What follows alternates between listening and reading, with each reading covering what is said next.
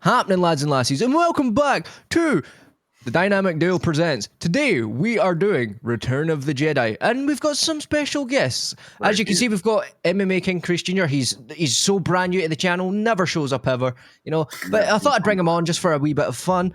We've got Ray Jigga over there, he's always here, always showing up, he's a determined guy to the channel. We've got Darius, he's a bit of a part-timer, but that's all good. And then we've got the chosen one, Hey, we know who I am. We know. We know you're a vanilla boy. It's cool. Anyway, moving on. The most vanilla spice boy on this stream. Watch it, sir. Spice boy. Did you really just call yourself a spice boy? You do realize that has a certain connotation up here. Yeah, I'm not up there though. I'm down here. And in terms of the UK and in terms of this stream, there is a pigmentation, and you're at the bottom of that. Number 4. Yeah, I'm pale white. It's fine. Anyway, moving on. But as you can see, we're going to be going forward with the Star Wars stuff. We're going to be doing Return of the Jedi. So let's go. I'm actually going to do a favor to someone that never gets to speak first. RJ, since you're our original, just basic fan, you can go first. Basic fan. Yeah, I'm a normie when it comes to Star Wars. I'm mostly a fan of it. Not because of the lore, but just I appreciate it more on a film aspect and just the time it came out in. But one of the things that I love about this movie is just the father-son connection. I don't want to jump to the end, but that's one of the reasons why I go back and watching it is because, the father reveal and all that stuff. And just this whole movie just leaves you wanting more of Star Wars. And, it's just... makes you kind of wish that you were born in that era and just wanted to watching it, and it's a definitive beginning, middle, and then something that kind of lacks nowadays in film. Yep. They don't have a beginning, middle, and end. Yeah, it's non-existent. But just shout out to George Lucas for just creating it. But Darth Vader this is my favorite version of Darth Vader in this movie. Out of the trilogy, the original trilogy, this is my favorite Darth Vader. But I really do like Luke's story throughout this trilogy and this movie. It kind of brings it full circle, and you could say it could end there, but obviously it didn't.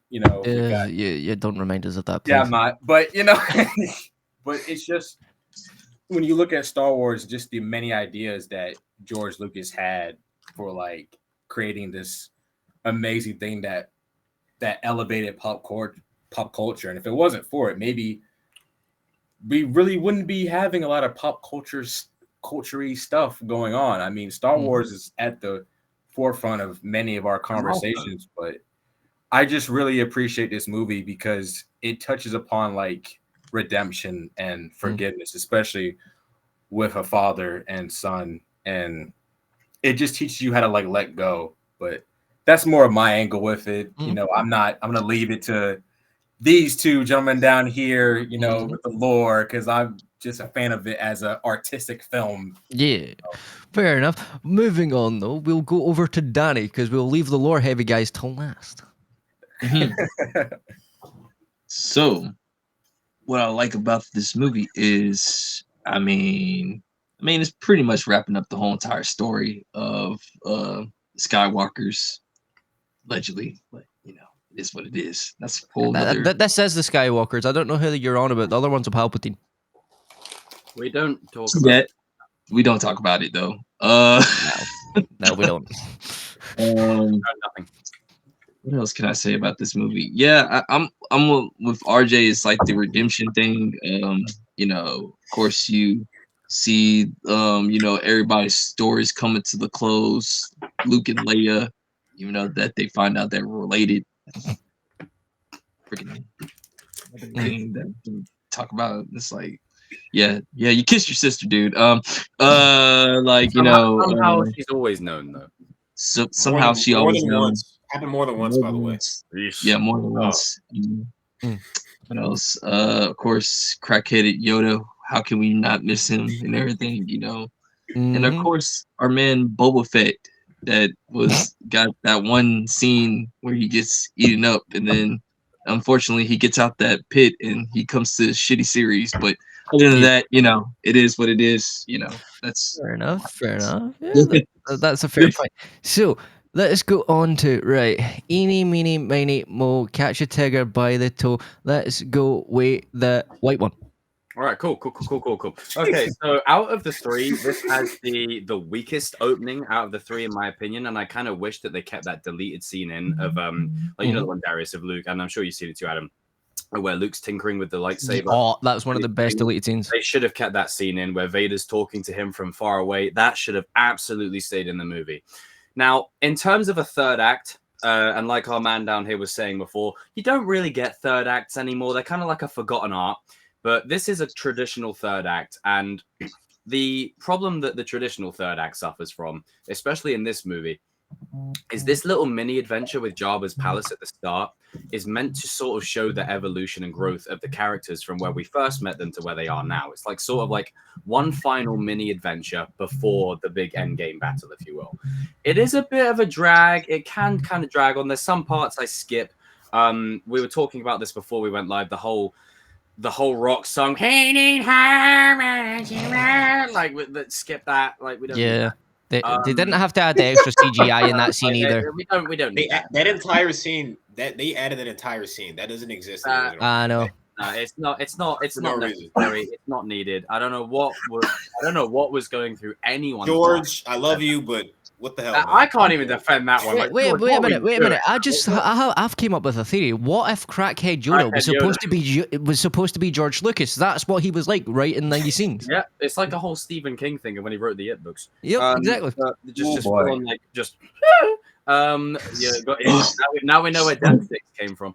Death Sticks. The first act is a bit of a drag. They save Han, spoilers, and then they get as soon as they get off Tatooine, it starts to instantly pick up, and then the minute the fleet is all assembled, it has the best second to third act and third act out of most Star Wars films for me. Yep. Everything comes full circle. Everything comes to a head. And I'm going to rag on a special edition change here because I absolutely loathe this change. When Vader picks up Palpatine with his crippled testicle arse, he goes, no! It's like, no. It's better when Vader doesn't say anything. Yeah. And the camera's just lingering on him as he's about to make the choice to save his son. It doesn't absolve him, because there's always that question of, oh, that was a redemption. Well, in a way, yes, but he's done so many unspeakable things that's a warranted. That's a time when characters redeemed, and it was a warranted exit, not the bullshit you get nowadays. But 07. But he throws Palpatine down the shaft. It's a beautiful moment, a great scene, culminates everything. Han gets his shine, Lando gets his shine. Touch upon it earlier on, the whole brother-sister exchange. That was a retcon and a half, but we don't talk about it the less than we don't have to bring that up all fun the time. fact, Luke's lightsaber was meant to be blue. Yep. Yeah. It was meant to be blue. It kept blending in with the sky. Because it blended with the sky. It kept blending in with the blue sky. Yeah. They couldn't see And fun little thing is a little theory out there. Never fully been confirmed, but that crystal is Qui-Gon's crystal. Yeah.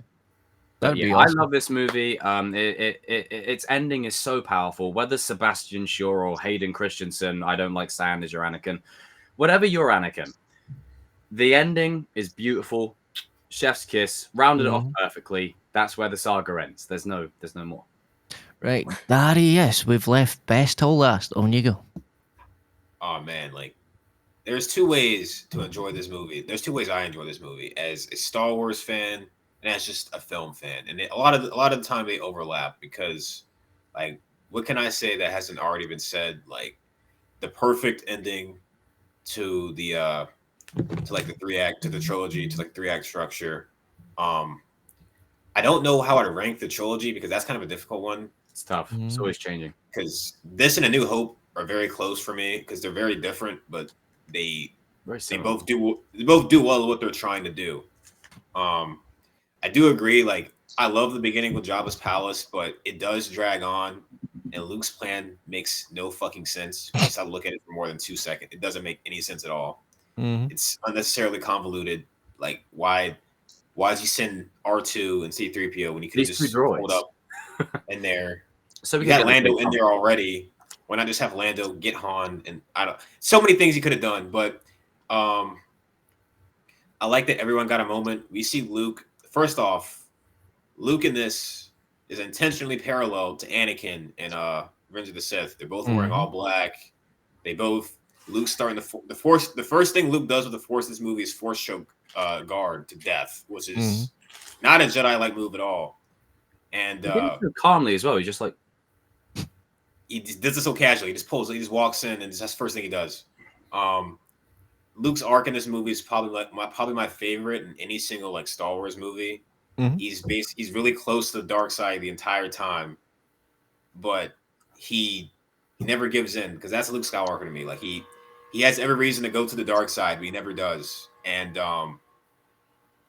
another thing I like is Obi-Wan and Yoda in this movie. They basically told Luke, like, yo, killing isn't the Jedi way, but you gotta do what you gotta do. You gotta kill Vader. You gotta do it, bro. Like, I'm sorry. In this case.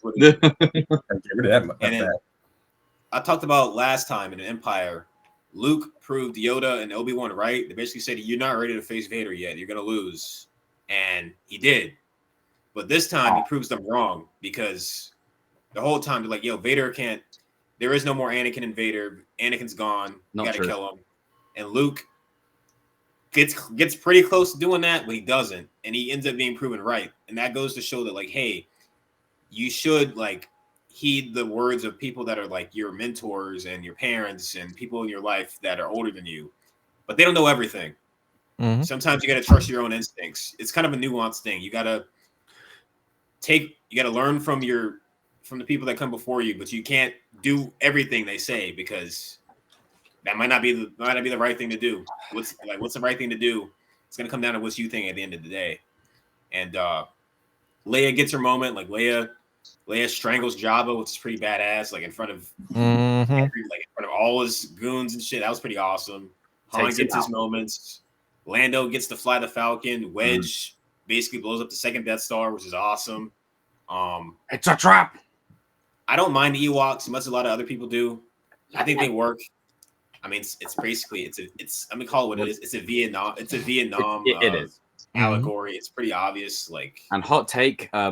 Just on a quick little interjection, the Victory Celebration soundtrack over Yub Nub for me personally. I agree. Yes. It's more fitting. I like Yub Nub, but it doesn't work as like a final Yub song. Yub Nub. Yeah, like this. Also, just to geek out, like on a film level, the sheer level of practical effects in this movie, like it's the most. All the aliens, the Rancor, even the Endor battle, like a tree blows up or something. They made so many different like puppets and special techniques to make practical stuff just for this movie. Like this movie basically invented so many different ways to make practical effects. There's actually a whole documentary about it. It's insane. But yeah, like I can't sing this movie's praises enough. It does kind of drag at points, but I think that's kind of intentional, because Empire was like the fast-paced like chase scene movie, and this one's kind of more of like a character study on Luke and Vader and stuff like that. So I get what they were going for, and perfect end to a perfect trilogy. Probably, I mean, it is the greatest trilogy of all time. Sorry, Godfather, but Godfather 3 is not good. So that third one's fair, but it's the end of that too. Fair enough. That's fair enough. That kind of puts it over the top. But yeah, that one's not good. Well, so I guess it's me next coming with... See, for me, Return of the Jedi is one of those funny movies. Like, I like it some days, and other days I'm a bit like, meh with it. And it's just because, yeah, it's true with the fact that when it comes to Luke's, like, arc in this, it's cool. Like, I wish they did leave the lightsaber scene. And also, I wished one thing as well is that they didn't decide last minute to make Leia Luke's sister, because that just makes it all weird. I agree with that. And I know that he had to have some sort of twin sister just to cast someone else. You don't, because like it's a strange thing. It's left it ambiguous. Yeah. I never liked the Leia. Just your sister, boy. Never liked it. It feels like an ass pull. Feels like an ass pull. I feel like George put out. I mean, even if it was like, it's just the line of dialogue of somehow I've always known. It's like, why write it? Why did you put that line in there? Yeah, I've always known. That's why I kissed you. Like, Anyway, Han's reaction to it is the most appropriate thing. It's like, he's my brother. Han's like, what the fuck? Like, what? Like, what? Han's like, do you realize you kissed that dude, right? But anyway, saying, what do you mean? What do you mean by that? Like, also Obi-Wan. From a certain point of view, No, motherfucker, you lied. From a You certain lied. point You of view, for Christ's sakes. No, but lied to see, me. but see, that's the thing as well. It's like, as a story about redemption, I like the fact that they actually let Luke redeem his father, you know, unlike in the other trilogy. Anyway, moving on. But it's one of those things where this movie actually is a concisive end. So many movies these days don't need to mention anything specifically, but, you know, Halloween, anyway. Yeah. You know, they can't seem to do third acts at all anymore. No, they at can't. all. And it's Because they go back and they do the act all over again. Because yes, also when it comes to redeeming acts, it's like they make them the most like uninspired, most hateful villain that you could ever despise. For them to be like, oh, they didn't kill this one person, so that makes them a good person. No, it don't. No, it don't. They're still a douche. Just because they decided, oh, I'm not going to do this one bad thing. I've done 6,000 other atrocities. And then you have these people coming out being like, how can Anakin redeem himself? He done all this horrible stuff. But you're okay with another person doing the exact same thing. Probably a lot worse. Because she done it all in the fact to get revenge on Vader. I'm just saying. But also, to piggyback what you're saying, one strength this movie does have, and this trilogy in general, is when a moment means something, they don't play it up for jokes. When Yoda passes away, he doesn't just go, "Luke, you fucking asshole." Like he doesn't just say that. He passes with grace. He doesn't just die and there's a joke there. It's a moment where you're allowed to sit in it, you feel it, and then as he passes into the Force, it's like, oh, he's actually gone now, like that. But he's not like gone, like in terms of the Force. Also, I would argue my favorite scene from this movie is not even like an action scene. It's not the beginning scene. It's the scene where Darth Vader and Luke are walking to the Emperor on Endor in the white like space thing, and they're having that back and forth. He's like, "I know there's good in you. I don't care how much you try to play into this villain role Same because Luke tried to kill his nephew."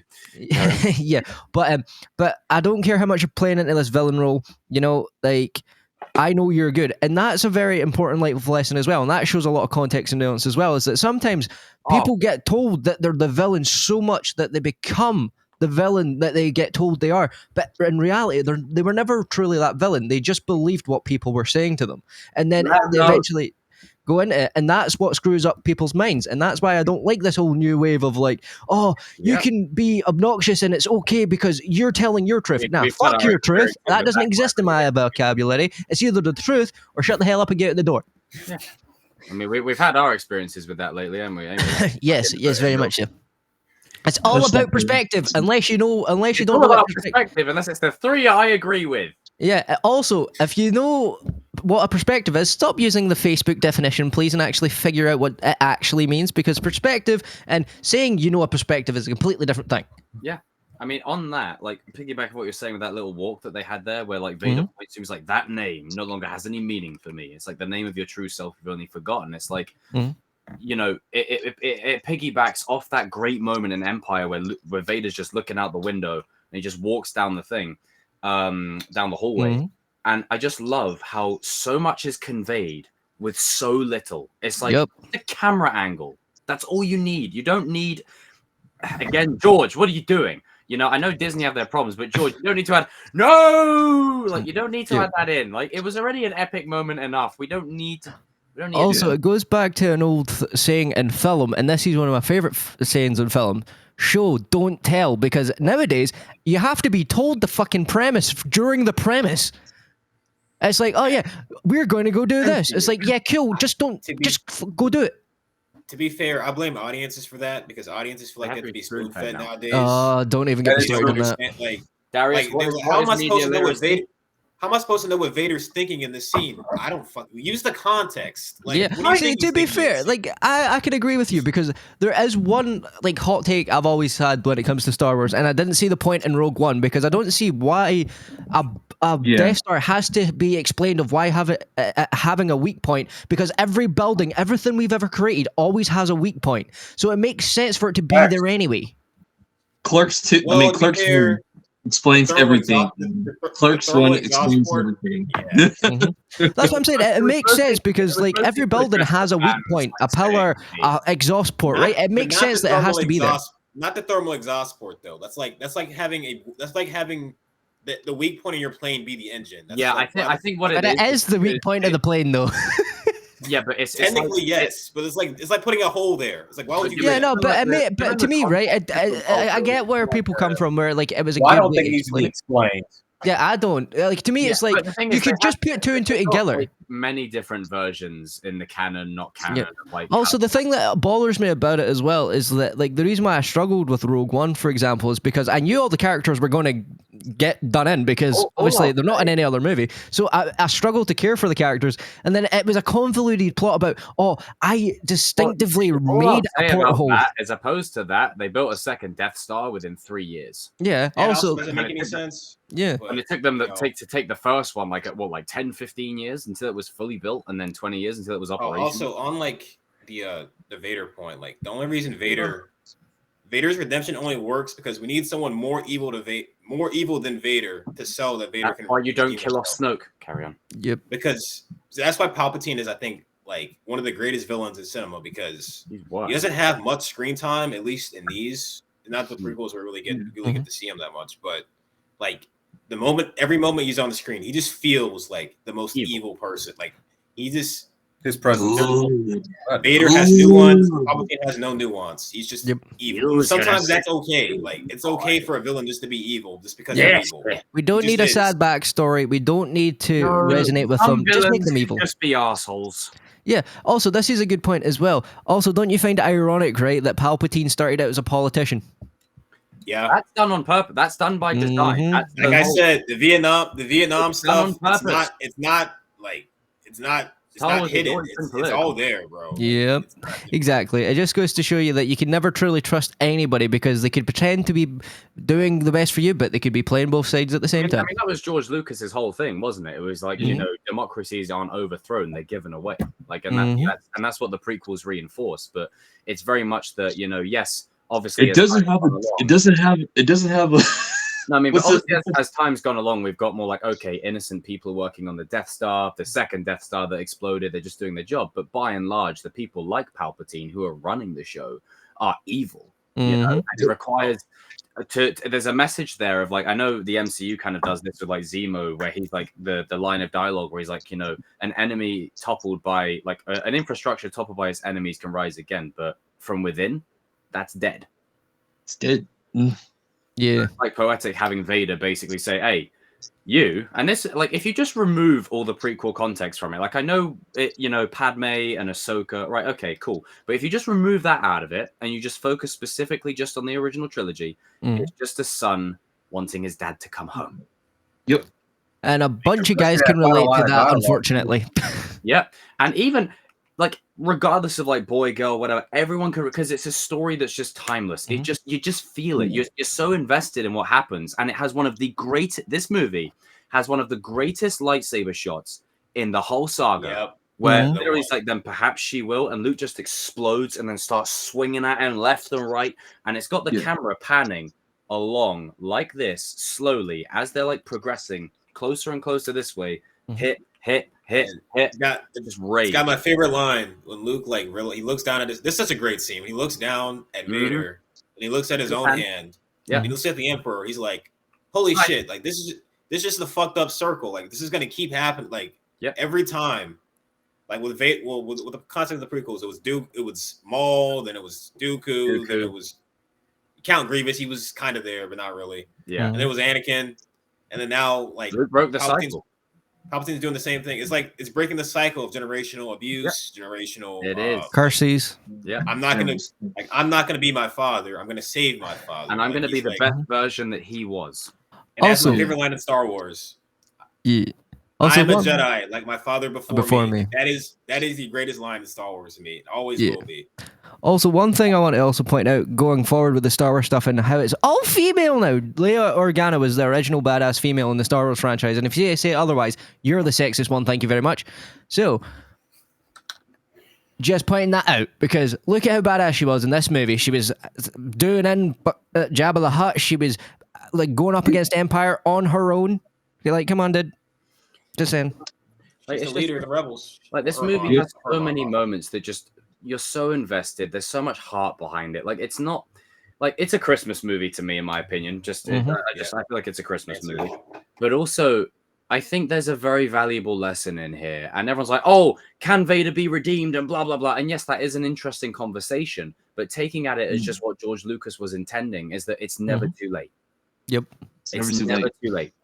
That's such an important lesson to grow up with as a kid, and generational wise, as an adult, as a kid, as a pensioner, regardless of how old you are. And even things like that we've touched upon before, like Cobra Kai or whatever, or even Marvel films now and then, is, you know, it's never too late, no matter where you are in life, to make the right choice. Yep.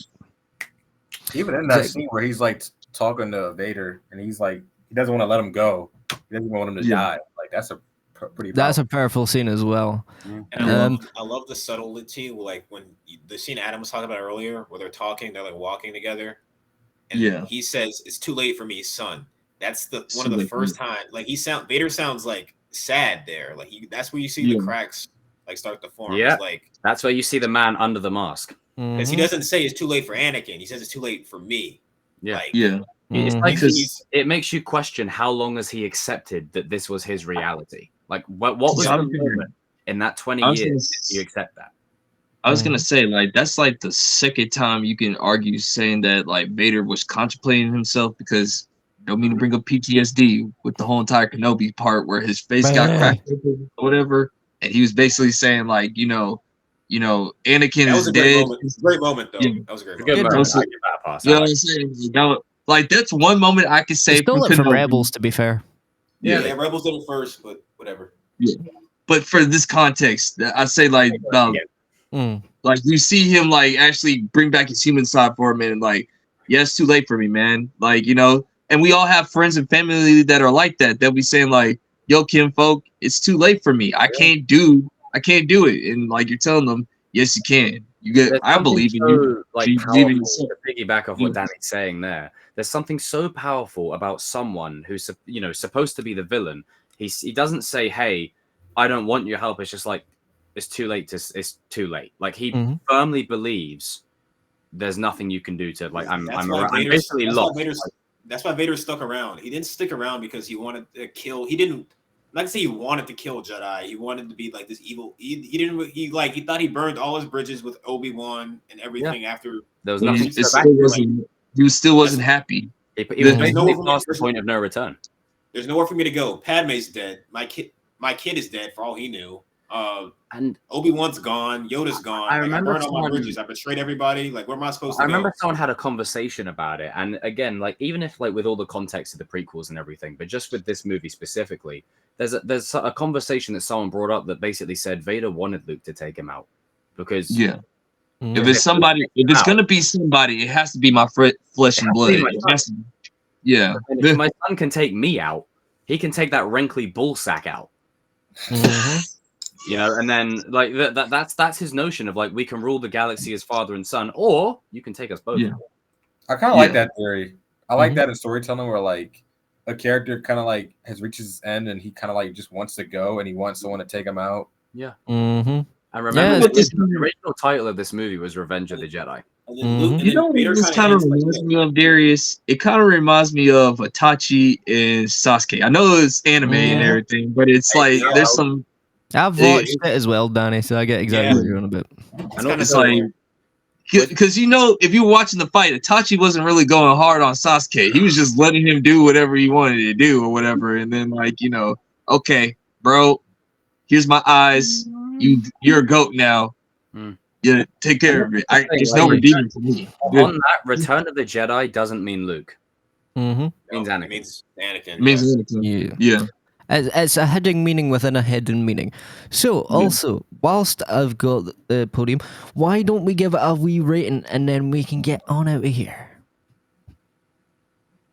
So, RJ, what would you rate this movie and why?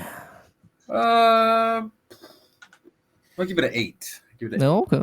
I give it an 8 because, like Darius said, it does kind of drag on. Like, I like my slow burns, but it does kind of drag on at points. But it's a satisfying conclusion, and that is all you can really ask for when you're making a trilogy. And the father-son aspect, I love that in storytelling. I love that in film. One of the reasons why I love Cobra Kai is the father-son aspect between Johnny and Robbie. So anything that's good that touches upon like father and son and redemption, it's gonna be a win in my book. So that's why I give it like an 8 out of 10. And of course, like just the filmmaking aspect, just appreciating it from as a film fan and the time it came out in, and just how it elevated just the industry and pop culture as a whole. It's just history in the making. Yeah. So Darius. Okay, I'm gonna give it 2 scores. Kind of cheating, but whatever. Okay. So you do you, man. What are you gonna do? Objectively, it's an 8 out of 10. Same thing RJ said. Drags on at some points. You could argue that some things could have been a little bit like smoother with the whole Jabba stuff and stuff like that. And the Empire, I like the Ewoks. The Empire kind of went out sad. Like they kind of got fucked up pretty badly by a bunch of teddy bears. But but as a Star Wars film, it's a 9 out of 10. It's up there with the best of them, with Empire and Revenge of the Sith nowadays, stuff like that. It's up there with those and in New Hope. Like, it's perfect conclusion, emotionally resonant, timeless. People are gonna be talking about this one forever, and I don't think they could have ended it in a better way than the way they did with the third act, especially. Also, shout out to the space battle. Yeah. The battle was awesome too. Yeah. So Danny, you are next time.